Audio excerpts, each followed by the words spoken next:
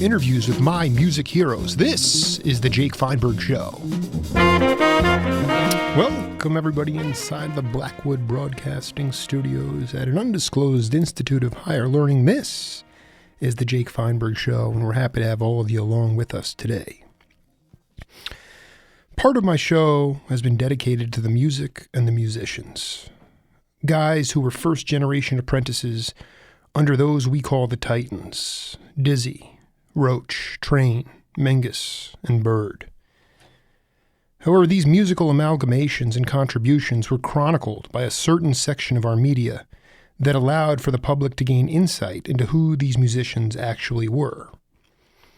Before idioms and labels, writers like Nat Hentoff, Ira Gitler, Bob Porter, and my guest today disseminated this great American music in the form of liner notes, magazine articles, and educational learning for kids. They understood the sophistication of the music, the creativity and camaraderie of the players, and a need to encapsulate this for future generations. My guest today has been a jack of all trades within the music industry. He started out as a player, a multi-instrumentalist, moved on to host a bevy of jazz radio programs, wrote extensive liner notes, became a producer for Atlantic in 1970, and has always made a conscious effort to show the broad reach of music. It's not just the Blue Note unearthing that my guest has done. It's also an adherence to Bonnie Raitt, Young Holt Unlimited, Buddy Guy, and more. His goals in recent years at Mosaic Records have been to paint a piece of our cultural heritage with box sets: Joe Henderson, George Shearing, Fusion with an Attitude, Afro-Cuban rhythms, and so much more. Michael Cuscuna, it's an honor to have you on the Jake Feinberg Show. Well, thank you, Jake. You know, I wanted to ask you right off, around the time of your radio programs and your transition to a producer in the late 60s and early 70s, can you talk to my audience about the musicians you interacted with, specifically as it relates to their balance between street learning and academia? Well, I was a reluctant disc jockey. I started doing it in college because I was blind as a bat and not athletic, and I was looking for things to do. I'd always wanted to. I'd always had an interest in recording studios, and the idea of producing records had always fascinated me. So radio was just kind of a thing to do till then. And but I found that I was very good at it, and I got to meet a lot of musicians at that time, and a full range of musicians, because I was born in 1948 and came of age in the late 60s, and we were a very eclectic generation. Yes. Before us, they were either jazz or blues or square or classical or one thing or another. But we were simultaneously feeding off of Coltrane, Miles, Mississippi, Fred McDowell, and Buddy Guy, and Captain Beefheart, and Jefferson Airplane. Right. So we were definitely a generation unto ourselves in that. And so my initial experience was meeting a lot of guys through radio, and being initially based in New York and then starting radio in Philadelphia. A lot of people came through, and I made a lot of friends. And the interesting thing is that at that time there were a lot of guys who were very much into what they did and not what anyone else did. But for the most part, people were very, very open to all kinds of music. Howard Johnson, the baritone and tuba player, was, at the same time he was playing with Taj Mahal and with Archie Shepp, and there were a lot of people, like a lot of the blues guys, that were very impressed with what people like Jack Cassidy and Jorma Kaukonen and the Jefferson Airplane were doing, and a lot of jazz guys like Herbie Hancock and Chick Corea were checking out both extremes, like the 20th century avant-garde classical composers on one side, and the emerging rock underground on the other side. And so hundreds of different little equations were being formulated, throughout the country at the time. And it was a great and exciting time to be around the music. I've done a couple of interviews with Howard Johnson, and he's the classic example of this, what I call a jack of all trades brotherhood that was coming up at that time.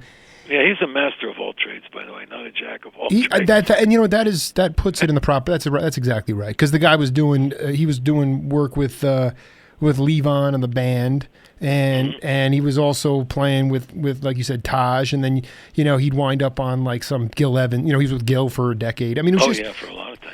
Yeah. But Michael, speak to this individualism, because that's what Howard said in our interview. I said he came from Ohio, and I said, what was it that brought what was that mindset that brought all of you guys together? And he goes, I don't think it was a singular mindset. He goes, it was the fact that we were all individuals. Where did that individual streak, why was it so prevalent during that time?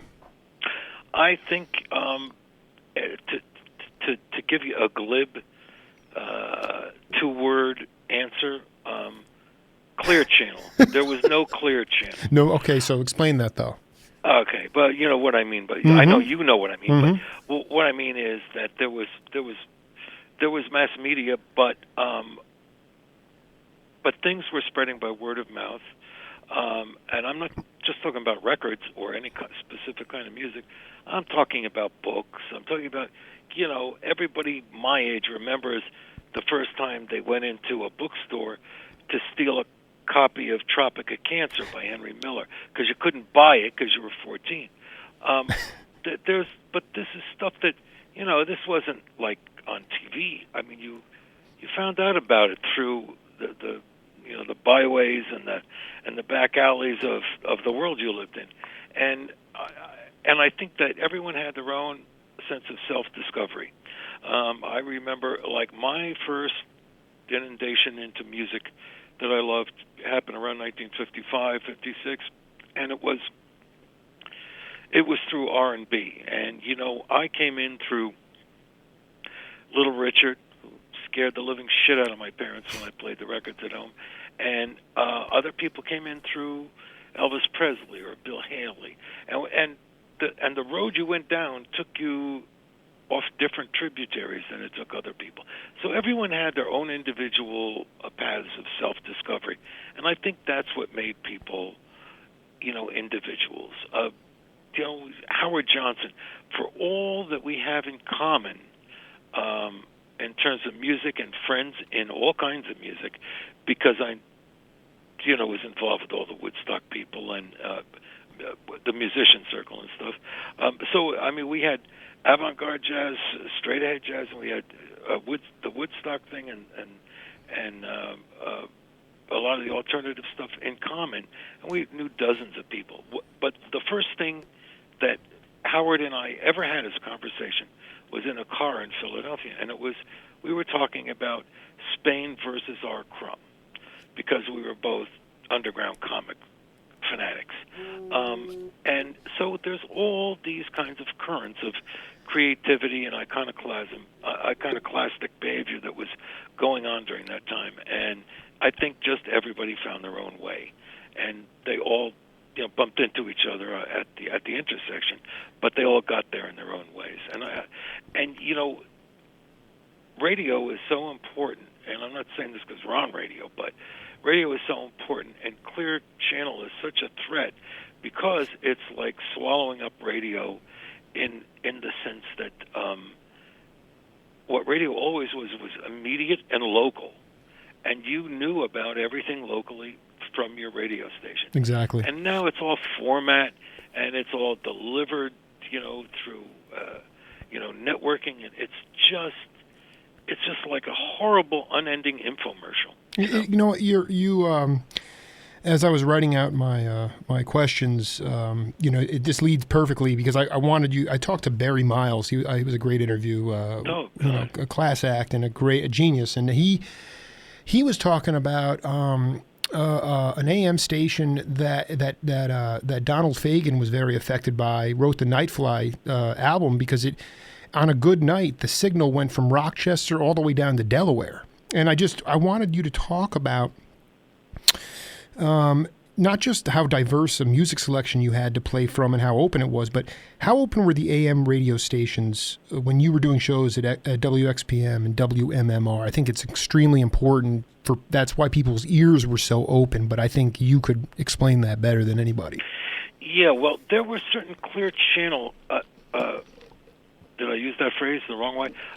Certain, like, clear signal. Yeah, clear signal, that's right. AM stations, like WOWO in Fort Wayne, Indiana, which I remember listening to as a kid. And there I remember getting it, like, at midnight, and I was deep into doo-wop and R&B, and the first night I stumbled onto WOWO, their whole playlist and their whole top 40 was completely different than what we had in New York.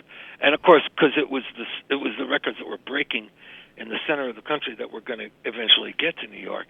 And when I found these kind of places, and the one that Barry Miles was talking about up in Rochester, I forget the call letters, but Harry Abramson had a all-night jazz show on there, and his reach was just incredible, because it just got all over the country. He said that that's exactly right. He goes, we're just going to play 6 hours of Thelonious Monk now. Just like he would have that kind of flexibility. And it's so tragic because now you look today, K-Jazz out in Los Angeles, I talked to a bunch of the Titans that are still doing their thing out there, and they say the DJs don't even have any say over what they can play. Why would you be on the radio if you have no say over what you can? To me, radio is instant programming. If you're not the programmer, what the hell are you doing? Just chatting? It makes no sense to me. In fact, I got into radio by accident because I did it in college, and all I wanted to do was produce records. But one offer led to another, and I ended up getting back to New York, for which I was eternally grateful. Because Philadelphia, for all its pluses, is probably the largest hick town in America, and it's only an hour and a half from New York. But most people have never been to New York. But anyway, I couldn't wait to get out of there. So I got an offer to be on PLJ in New York and do the morning show, which was talk and freeform.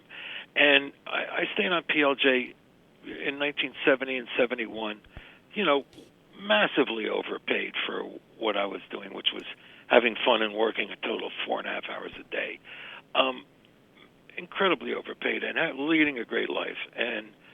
But the minute they handed me a playlist, I was gone. I put in my 2 weeks notice and I was out of there, because to me it's like going from a creative think tank to a lobotomy.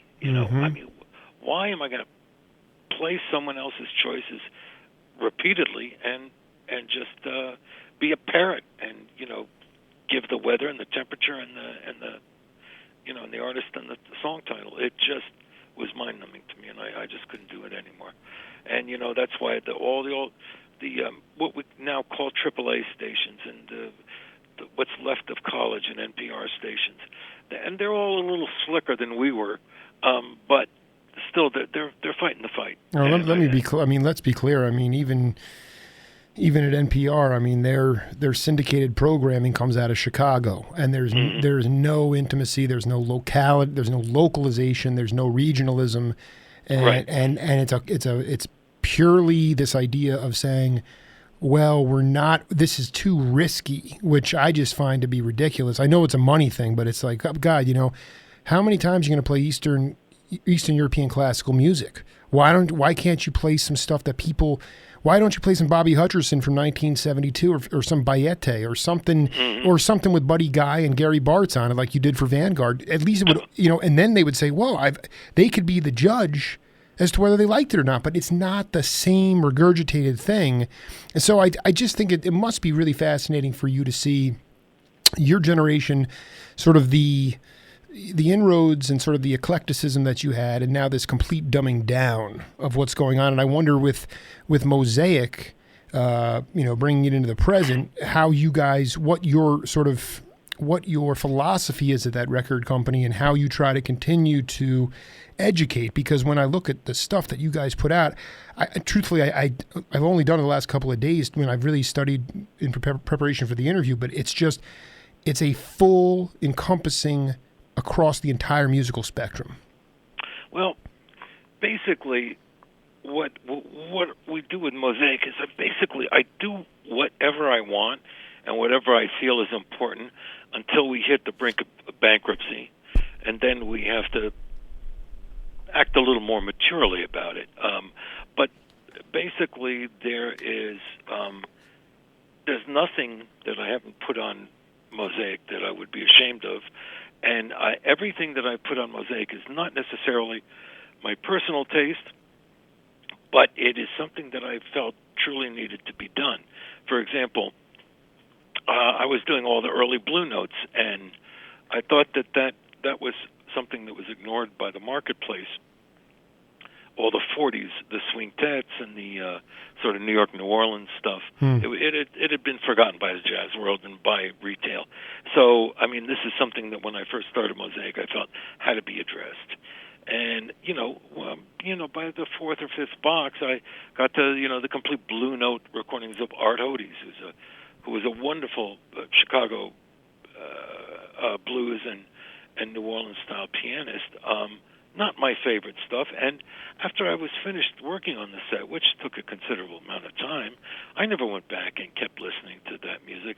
But I knew it needed to be done, and I felt good about doing it. And there's been other things on Mosaic where it's not exactly my taste, Shorty Rogers or George Shearing, but the way I look at Mosaic is it's a conduit, and I look where things are being ignored, and where there's still plenty of source material, and in many cases plenty of unissued things that deserve to come out for the first time, and something that's an interesting pocket in jazz history or blues history, and I go after that and I put it out. Whether I will ever play it again or not is irrelevant. Right. No, I detected. I'm like, this can't be.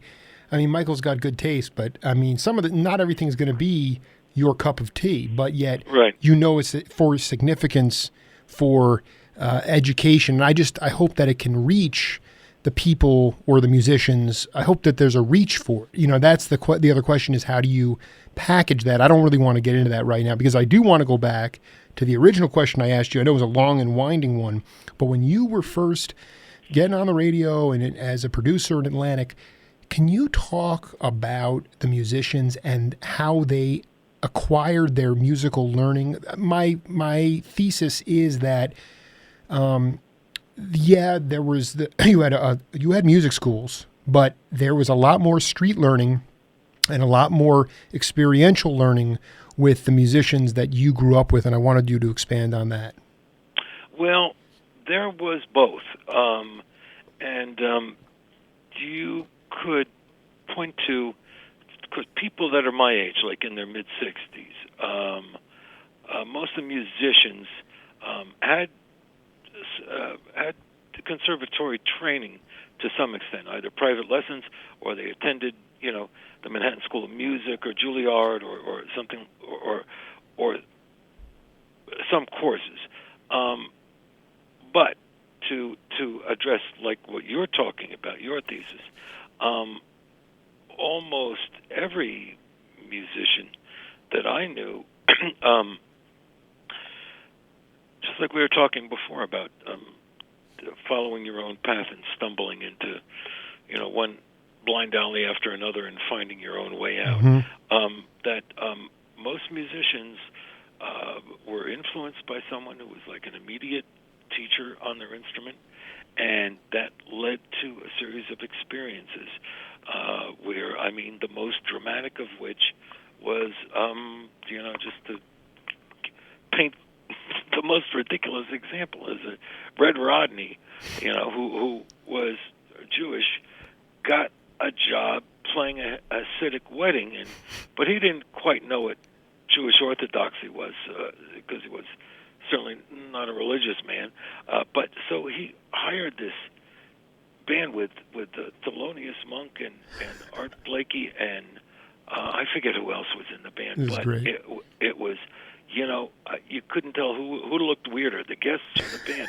But and he said it just cracks up just picturing monks, the look of monk looking around at these people, and nobody could figure out who anybody was, and he was trying to teach them, having a Nagila and all the fake book, wedding stuff for the Jewish culture. Of course. Each culture has its own 5 tunes, and but that's what the learning process in music is. We all had like fake book educations, and it led you in one direction or another. For me, I mean, I was just, as a teenager, I was just a bad musician.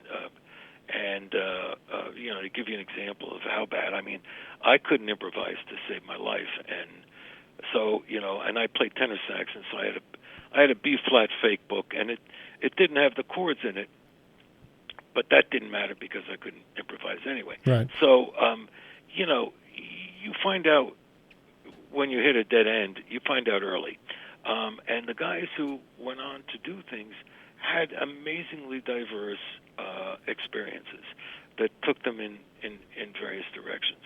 And so that our generation, the guys in their 60s and 70s now, were very highly trained for the most part, but they also had an incredible wealth of experiential training,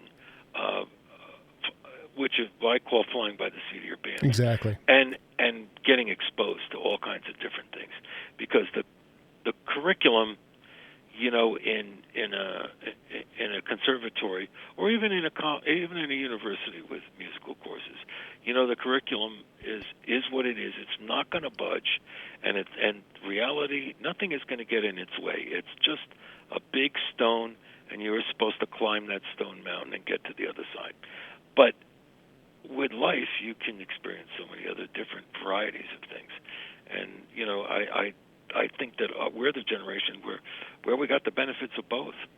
Well, part of this whole thing, I figured today is the best way to go talk to you about what I've learned over the last 300 plus interviews that I've done with musicians, because it seems to me that, like, okay, Gary Bartz or Chick Corea, they could go to Juilliard or something like that, someplace like that.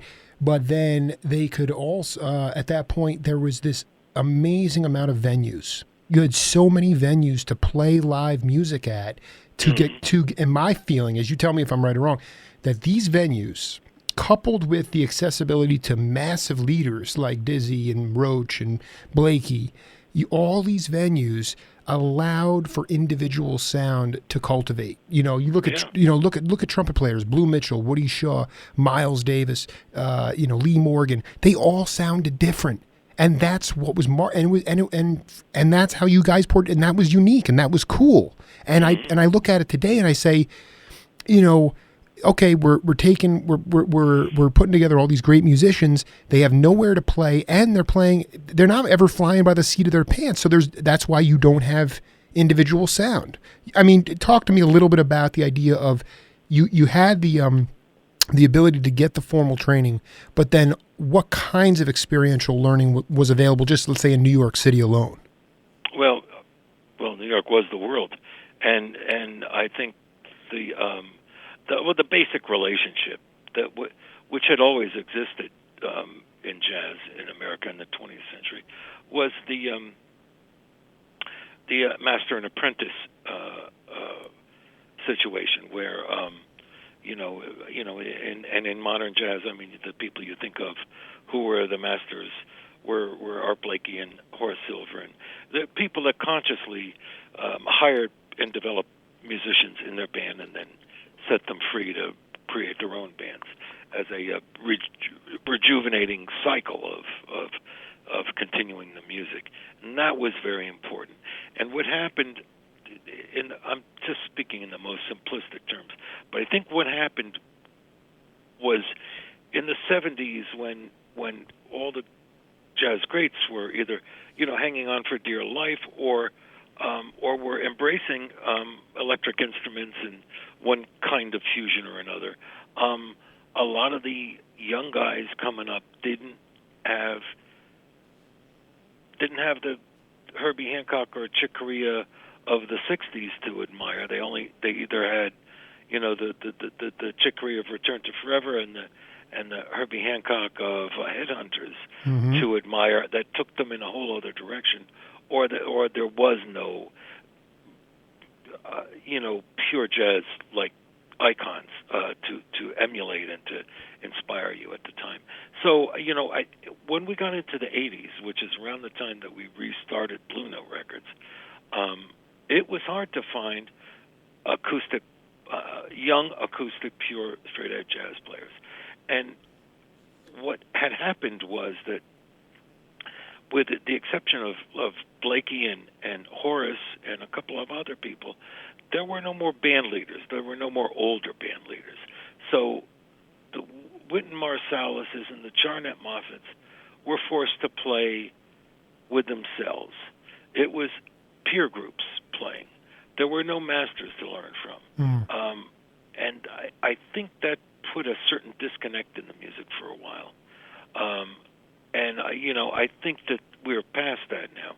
I actually do think that there's a lot of great musicians out there right now, especially in New York City. And there's a lot of places that if you just look at the Hot House monthly listing magazine for what's going on in the New York area. It's an unbelievable amount of work going on in New York. And yeah, some of it's only like $40 a night, and some of it's good money. It varies. But the fact is, there's a lot of playing going on every night, all night, and there are a lot of great musicians, especially drummers. And bass players, and pianists. There's an amazing amount of good musicians right now and good music happening. I think the scene is fragmented, where it's not.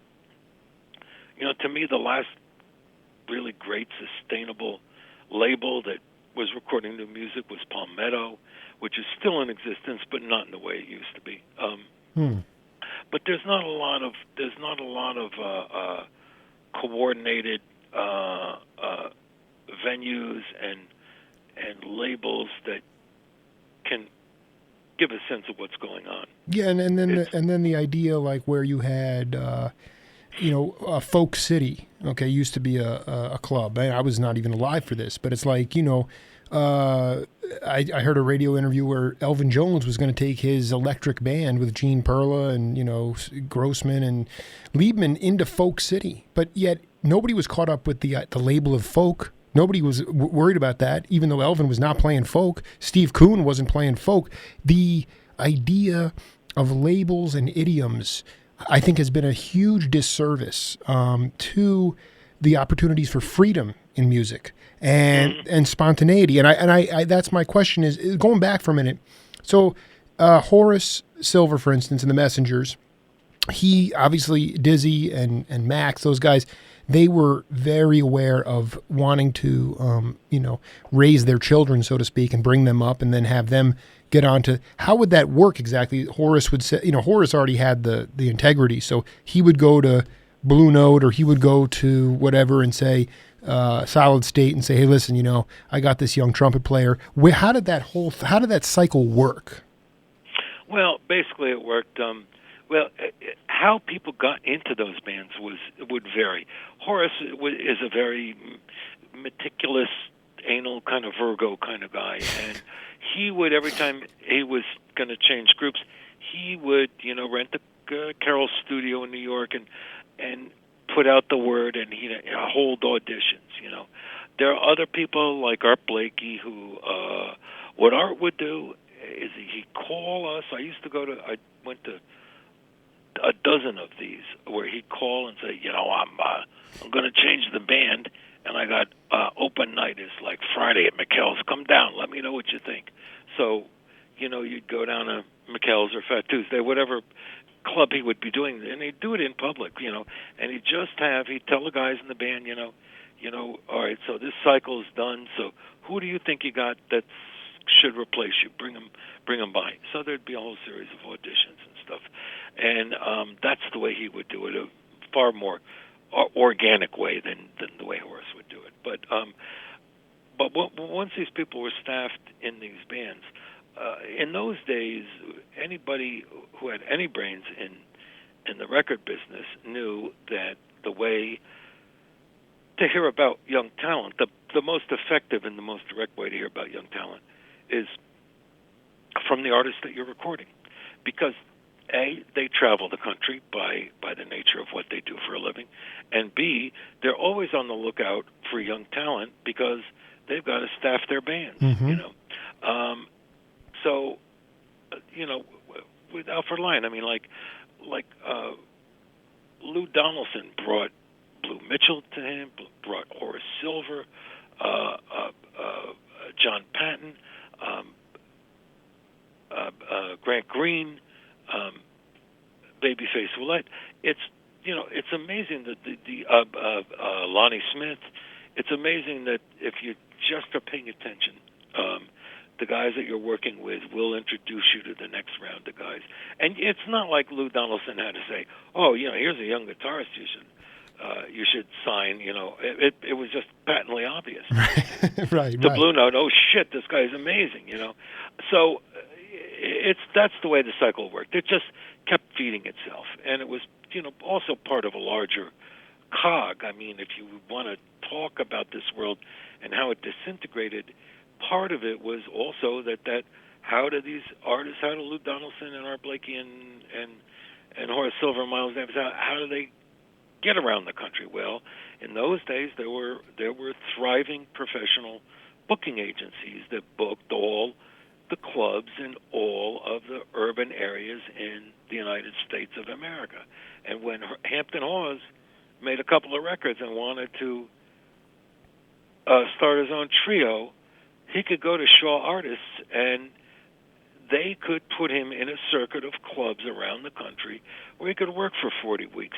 And he would be working the same clubs that Oscar Peterson and the Three Sounds had just left, because they were piano clubs, and there was an infrastructure. There were booking agents, there were travel agents, there were club owners, and there were managers, and there were record companies. And everything fed into everything else, and everyone made a living, and everyone had a nice life.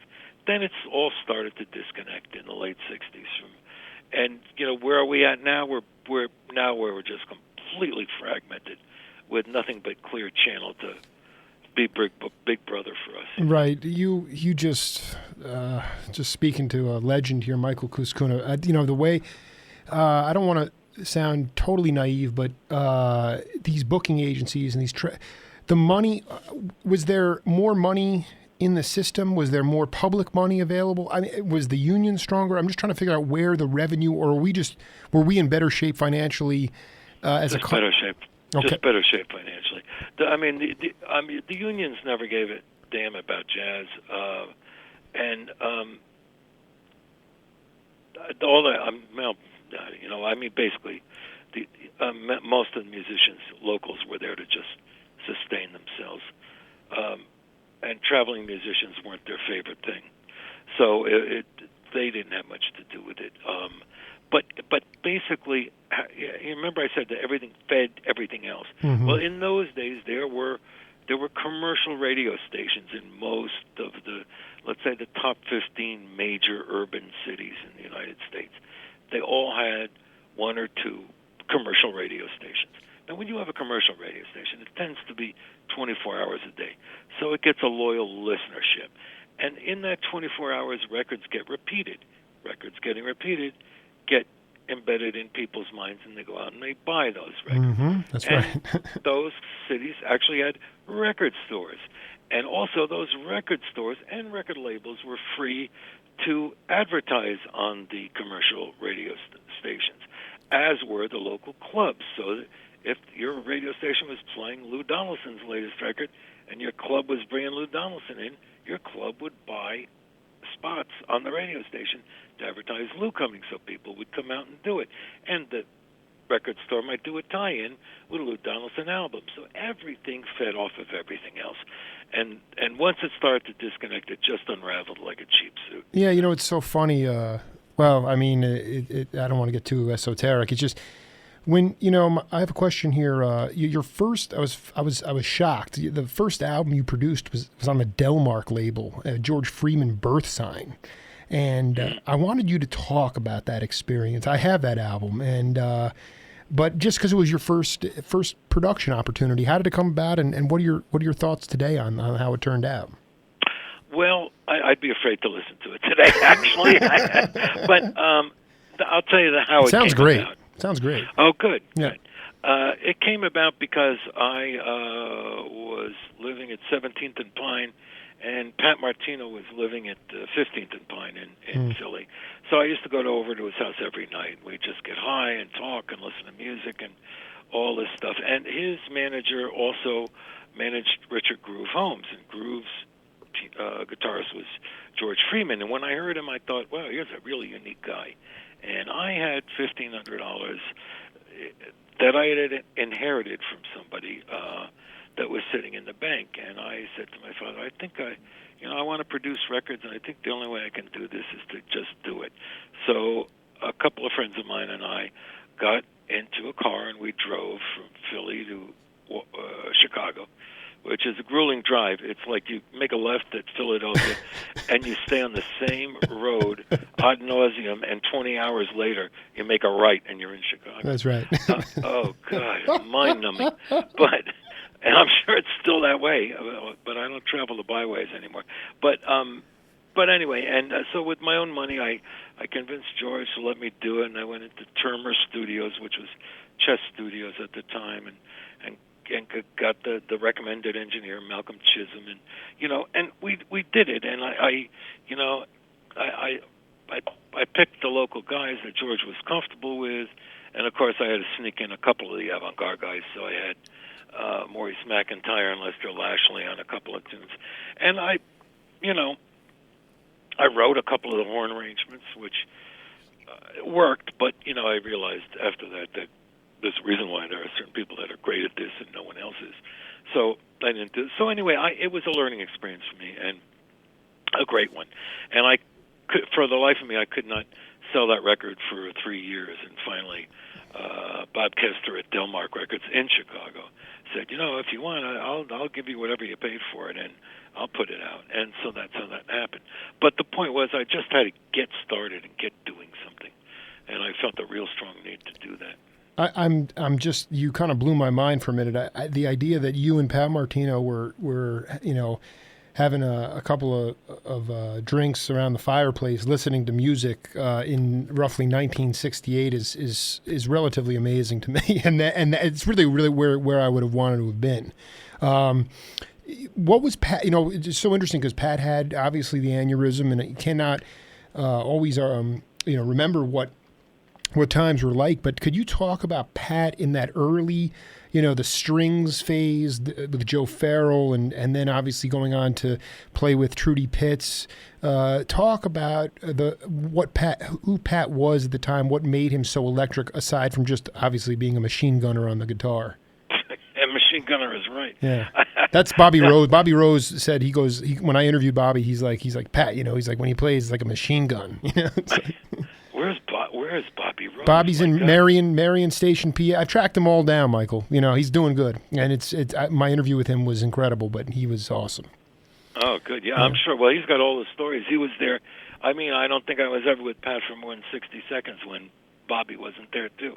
But I mean, Pat, lived down the block, and we became friends. It was at a time when he was, trying to move away from what made him special at first. He, at a very young age, joined Willis Jackson, and Pat grew up in South Philly, in the Italian part of South Philly, but South Philly was very integrated racially between the Italians and the blacks, and so from early on, he was playing with a lot of black groups, and once he got with Willis Jackson and Jack McDuff, he was like the if George Benson is working, then you call this guy, and so he was like one of the special specialty gunslingers and the organ tenor groups of the time. And that's why I ended up with Prestige Records, because that was the place, you know.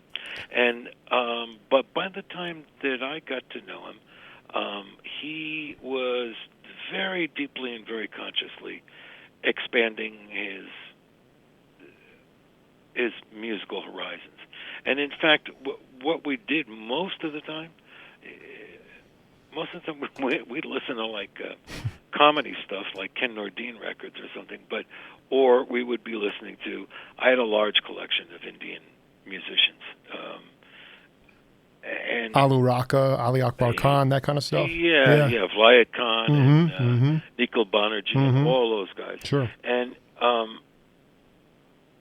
he had just gotten a prototype fretless acoustic guitar. It was an amazingly gorgeous sounding instrument, and so we would go through a lot of these ragas and the talas, and I was taking a course at the University of Pennsylvania in Indian music, and so we were deep into that, and then we'd get high and have fun, and listen to a lot of jazz, but it was the Indian music, and then he ended up recording that album Baina, which I think I wrote the liner notes to, because I know I was at the session. So it was at that time that he was, he was moving away from what he had been known for into some newer, uncharted territory. Well, the thing is just, it's so funny. I'm like, what? I got to find some liner notes that Michael wrote. And of course, my favorite album is Baina. And I've interviewed Charlie Persip and Richard Davis and Bobby Rose. Haven't gotten to Reggie Ferguson yet, and Pat, of course, was my first interview. And what Bobby talked about in that session, you were there, so maybe you can confirm this. It was in RCA Studios or something like that. And the entire group was nestled sort of in this little circular area. They kind of lit some incense, and Bobby just started to play these rhythm chops. And then Richard Davis started to play the bass line that I listened, it has kind of a 2-part segment to it. And he said that it was completely organic. And when it was all said and done, they were all just got up and were like hugging each other. And it was just the most beautiful thing in the world. I'm like, this is exactly the way it actually seeps through the record that way. It sounds that way, yeah. Yeah, because you can't make music sound that way unless that's the way it happens. That's right. You can't. And but no, I mean that's a very accurate. I don't remember like all the details. By the way, it was RLA Studios. It was on the west side. It was west of Lincoln Center, a small studio. Richard Alderson was the engineer. Funky place, but a very conducive one, and very relaxed, comfortable one. Actually, if I remember correctly, your favorite track was Israfel. I think that, I'm not sure, but I'm a big fan of Where Love's a Grown-Up God, but I remember in one part of the liner notes you were talking about your favorite track. The whole thing is just incredible, and it has a tambora, it has Indian instruments, it has an upright bass, it has 2 guitars, and then that total unsung hero, Gregory Hebert, or Herbert, I don't know how you pronounce his last name, flute. Gregory Herbert. Herbert, yeah, and it's like, so that album to me is spiritual music, but yet it fell into Prestige, which was known as a soul jazz label at the time. And it just says to me at that point, as a veritable baby here, I'm just like, well, the idioms weren't all that, it wasn't that rigid back then. And that's a perfect example of it. No, but Pat had a beg and badger to get that record recorded. Really? Because that isn't what Prestige wanted to hear at the time, But they respected him enough that okay, all right, we'll do it, And I don't think it sold that much anyway. I mean, the problem with records like that is even especially when they're successful musically is that you can't go on the road and support them. You just can't put that kind of ensemble back together again, and so it didn't generate any momentum and keep going in that way. You know what I mean? So some of the noblest records are get forgotten in history because you just can't go tour behind it and it doesn't really get the support that it should get. Well, and also it says a psychedelic experience through the Quran. And when I interviewed Pat, I was like, were you guys taking psychedelics when you did that album? He's like, that was something that was generated by the record company to sell records. So it's like, I mean, these are just things that I learn over time where it's like, you start, fantasizing that, wow, everyone's all partying and just that's where the music came from. But in fact, no, the artist had absolutely no real creative input when it came to but that album really, Michael, is I know it means a lot to you. And I've like I said, except for a couple, the Indian guy, the tambora player and Reggie Ferguson, I've interviewed everybody on that album. And it was a beautiful thing. it seems to me, certain music labels, I think you did some work for Impulse or ABC, and you put in those Impulse albums out in the early mid-'70s, early '70s. Yeah.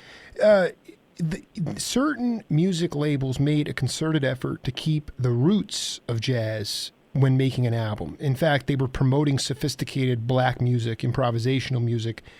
My question for you is, what black media coverage was there in the late '60s and early '70s that relayed education of their own music to their own people? Well, there was a good paper in Philly called the Philadelphia Tribune that was the long-standing paper for the black community. And there was a good one in Pittsburgh, and I'm just drawing a blank on the name of it. But and if you start to get into jazz research, you will find yourself getting into. You'll find yourself getting into microfiches and archives of these papers with coverage of this. The thing about the black media in the '60s, and these are both generalizations. It was the Pittsburgh Courier, by the way. Thank you, Courier. Yes, thank you. Yeah. But these are two very, very generalizations. So I apologize about saying such blanket, simplistic stuff. But but in the '60s, what most people in the black community were concerned with was we were on the edge of civil rights legislation, and we were in the middle of a lot of civil rights conflicts, and that was the unifying factor for the black community. And the other thing is that most of the leaders of black media, and I say Johnson Publications is the most glaring, is they had Ebony and Jet, and still do, I guess, and they wouldn't deal with jazz at all. I mean, they might interview Harry Belafonte or Nina Simone or something, but no, I mean, they wouldn't give jazz any credence or any exposure, and that always pissed me off. And I remember growing up, because I grew up right outside of New York, and so I was going to Bird Lane a lot, or Town Hall, or every place in New York City, and from '62 on, and in my memory, except for the times that I went to see Max Roach or John Coltrane, for most of the other artists, Art Blakey's and Roland Kirk's, et cetera, the audience was predominantly white, and I was always somewhat bothered by that, and I know a lot of musicians who were really bothered by that. Art Blakey in particular, kind of like, here's your culture. Where the hell are you? That's exactly right. I mean, and it bothered. I mean, to kind of just paint, to go on the sunny side of it, whether it was the Pittsburgh Courier or the Chicago, what is it here? Ron Carter told me about the Chicago Defender, and so like, I mean, what those papers though essentially were going into neighborhoods and covering local roots music. I just think that is so, one of the biggest issues is just the idea that the African American community doesn't even know where the roots of their own music, and that pisses me off too. I mean, to say the least. And but for you to say that was prevalent at the time too is a little bit unnerving to me, because it does disrupt some of my theses. I assume there was a little bit more of an understanding that the music helped push progressive, not necessarily consciously, civil rights forward, but it was an expression of who African American people, this was their music, and it was a way to push it forward. And especially in today's black music, black entertainment television, it's not even there. Mm-hmm. No, I think the music the music that held that voice in the '60s was, was R&B, and sort of gospel-rooted R&B. And what was the voice? The voice was things like Mississippi Goddamn by Nina Simone, things Right. like that. The jazz thing was very small and unto itself, and it reflected the civil rights movement, and they both fed off each other. But it was not. It wasn't the voice of at the time. Once after World War II, once there was a music that spoke to teenagers, and in the form of like R&B, and then doo-wop, and then rock and roll, which is a permutation of R&B. Everything else kind of took a back seat, and that's true to this day. I mean, even though what kids are calling rock and roll now or R&B now doesn't resemble anything like what we called R&B or rock and roll, there's still music in that slot, and that's what young people are responding to. And that's what they will forever respond to, whatever their current music is. I was in a thrift store a while back, and I opened up a Bonnie Raitt album. I think it's called "Give It Up," and on the inside gatefold, I see Michael Cuscuna at the soundboard, looking a little frazzled. But then all these amazingly, just a melting pot of guys that you might consider jazzers and other folk and rock players. And I was hoping you would spend just a little bit talking about how you got. I've been talking to lately just whether John Simon, Jeff Moldauer, Amos Garrett. I mean, I've gone through that region, and Jesus Christ. I've done some. You can find anybody, can't you? Yeah, no, I mean, this has been this has been a great example of investigative journalism, and it's been incredible, and it's been beautiful because I've tapped into the musicians who have never been really asked their opinion about this stuff. Mm-hmm. But I also thought it was, I mean, even though Nat Hentoff and those guys are like, Nat's in his own world a little bit, but he still was just he's so eloquent when he talks about being able to hear Joe Henderson and how he kind of jumped out of his seat, and just there were it was like you said, it was this organic cycle. And now we talk, we learn, my daughters are learning about the water cycle and how the all this organic stuff. You hear about New Age spirituality and all this stuff, and I say, boy, that was what music was like back in that time period. I mean, you really had an organic. It was so obviously these, like we talked about before, the radio fed into local music, and then but talk a little bit about how you got pulled up to what got you up to Woodstock and your experience there. Well, I started doing some recording up in Woodstock with a singer-songwriter named Chris Smither, and I got to be friends with a lot of people up in Woodstock and spent a lot of time up there, just weekends and stuff, because it was only 2 hours outside of New York drive. And when Bonnie asked me to make her next record, I wanted to do it in New York, and she didn't want to do that. She didn't want Grady Tate, and she didn't want Richard Davis. She didn't want all the slick New York professionals. She wanted something a little funkier than that. So I said, all right, well, then we got to do it in Woodstock. It turned out to be a fortuitous thing for Bonnie, because a lot of the people that I brought onto the record, played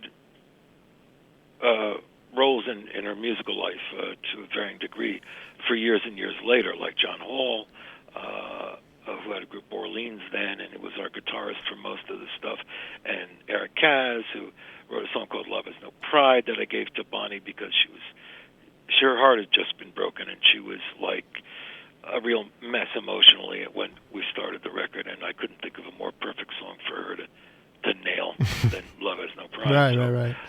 And so Eric played on the album, and Paul Butterfield, a lot of guys, everybody was like 4 minutes drive from the studio, and it's all very loose and very friendly. And so we did a marathon 4 weeks there, and yeah, I did look frazzled because we were working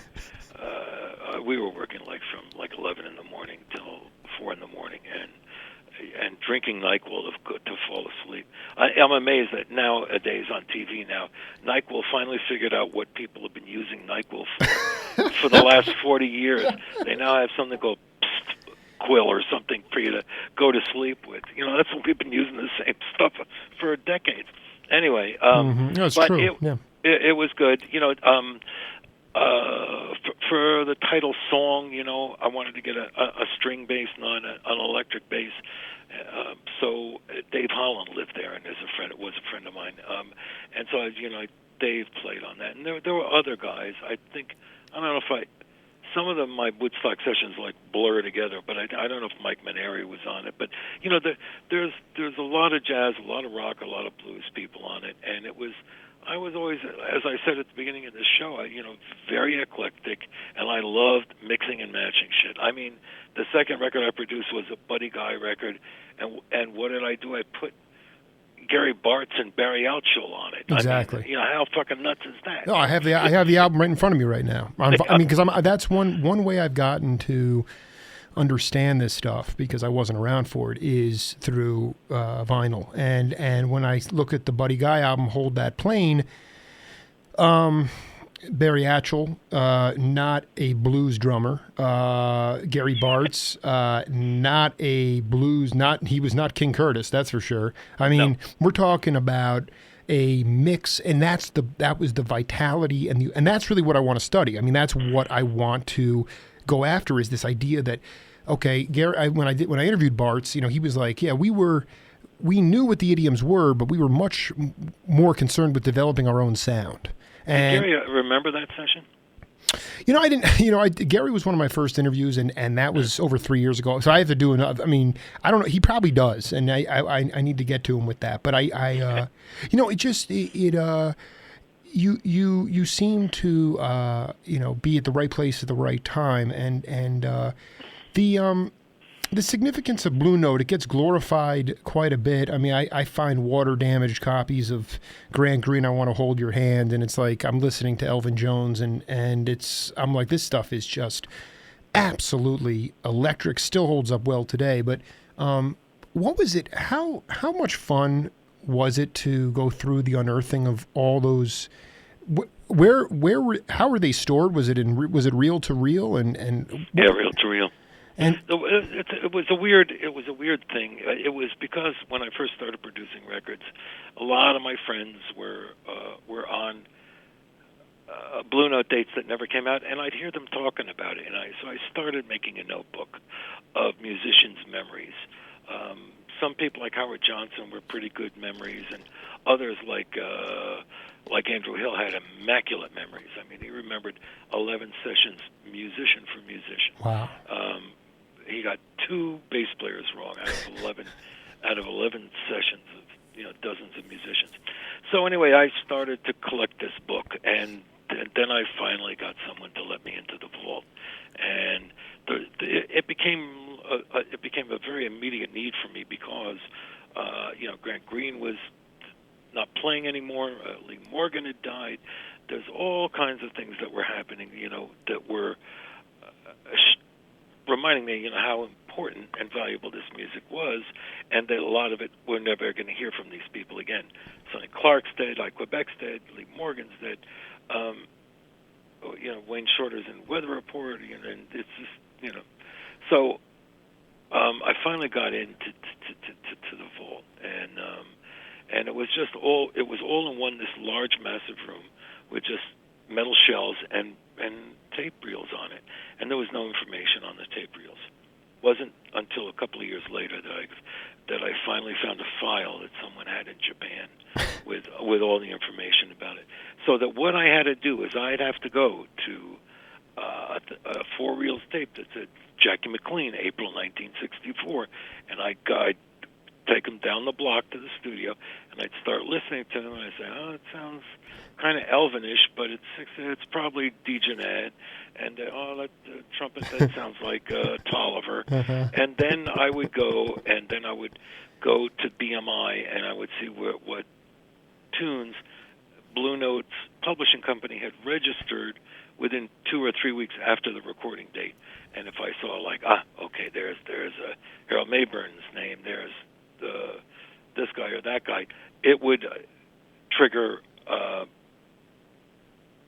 contacting these guys saying, were you on this date? I'm going to send you a cassette. You let me know which tunes are your tunes, and so on and so forth. So it was real hard to initially to get the data to put out something, and then finally when this Xerox file came to light in Japan, it made my life a lot easier. But it was an incredibly gratifying thing. Some of the stuff that I put out, I have to say, I think is as good as anything that came out at the time. Wayne Shorter's album, etc., is as good as anything that came out at the time. There's a bunch of Grant Green albums with McCoy and with Sonny Clark that are as good, if not better, than anything that came out while he was alive. You didn't, you didn't ignore the what was going on the West Coast too, which I really, really appreciate. I mean, I have an album, an LP. It was put out in '96. It was called Live from the It Club with Gene Harris and his trio at the time, which the three sounds, which two of the guys that have been spiritual mentors to me, which is Henry the Skipper Franklin and Carl Burnett. Yeah. And just super cool guy. And I promoted a concert in South Central with those guys, and they were. But the point is that album smokes, and it was unearthed because it needed to be, and I don't think it was ever pressed on. So it was. There was really an paying attention to both coasts, because I mean there was a lot going on both coasts at that time. Yeah, absolutely. Before I let you go, Michael, and I wanted to thank you so much, but I would be remiss if I didn't ask you about your relationship with Brother Barkan and the kind of person that he is, and if what your experiences were like at the Keystone Corner, if you ever made it there. Oh, I made it there many times. I often never made it out of there, but I did make it in there. I think my favorite memories of the club were of Todd and Dexter Gordon and I indulging too much one night and just being very wired and trying to come down. And so we left the hotel and went back to the club, but Todd had forgotten his keys. So the Keystone Corner is directly across the street from a police station. Right. And so there's Todd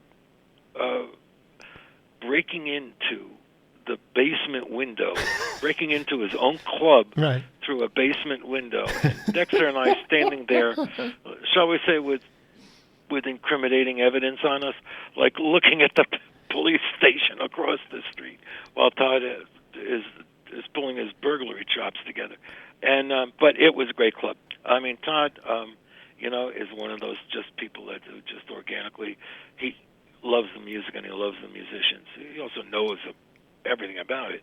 But the thing that makes him special is his empathy with the musicians and his love of them. And it's what made him a great club owner, and it's what made the Keystone a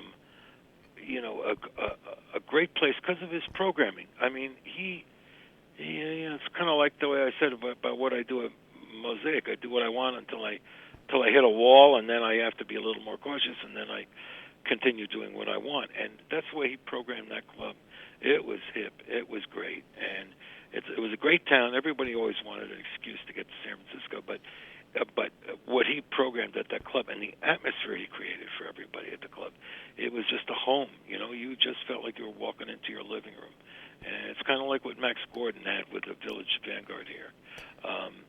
And it was next to a police station, and the police didn't care, and they worked it out, and that's cool because nowadays I It was just one of those. It was a snapshot, and it gave. We're also talking about San Francisco cops too. Well, yeah, they're a little nicer than most.